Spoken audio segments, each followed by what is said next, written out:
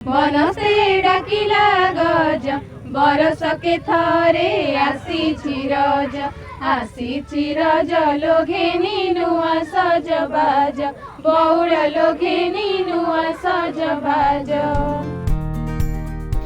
गाँवर कला संस्कृति परंपरा पुराणा वाद्य तथा रज मौजर स्वाद को उज्जीवित करिवार प्रयास करिसेंती जगतसिंहपुर जिल्लार देउलीसाही ग्रामर ग्रामवासी एवं धराधरपुर ग्रामर युवक संघ।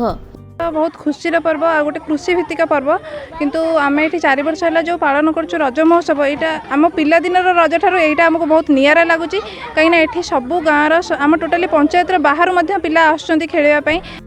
रज पाई पुरठुपल्ली उत्सव मुखर एही रज पर्व को गोपबंधु फाउंडेशन एवं धराधरपुर युवक संघ पक्षरु नियारा ढंगरे पालन हेउछि।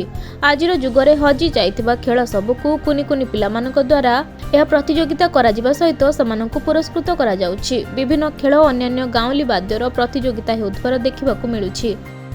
सबुठ आनंदर पर्व उल्लासर पर्व ये आम पिला माने समस्ते गेम खेलुचु एबे पान सीटी भांगुथुलु एबे दोली खेलुचु आउ बहुत बढ़िया लगुच खुशी लगुच। गोपबंधु फाउंडेशन एमती गोटे सेलिब्रेट करिया पई कि हमर समस्त को बहुत बढ़िया लगुच मजा मध्य लगुच। प्रथम दिन सजबाज ठारू हमर प्रोग्राम टी आरंभ होई थाए।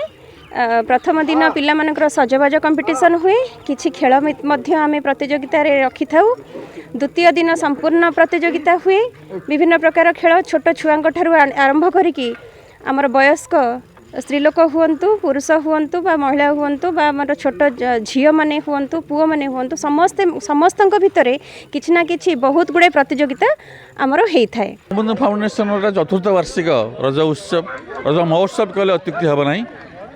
ओडिया जातिर संस्कृति और परंपरा भितर जिते पर्वपर्वाणी आसूची सबुठु श्रेष्ठ होची ए रज। ए रज होची कुआरी अर्थर लाज एवं विशेषकर कुआरी मानक पई ए रज पर्व विशेष भाव में कुआरी मानक बेसी प्रभावित करे एवं कृषिभित्तिक पर्व हेले मध्य यह झील पिला मानकर गोटे सुंदर पर्व। एटी फिलिपान खाती पोड़ पिठा खाती एवं झुलने झुलती। जगतसिंहपुर उमाकांत पात्रଙ୍କ रिपोर्ट खबर ओडिशा।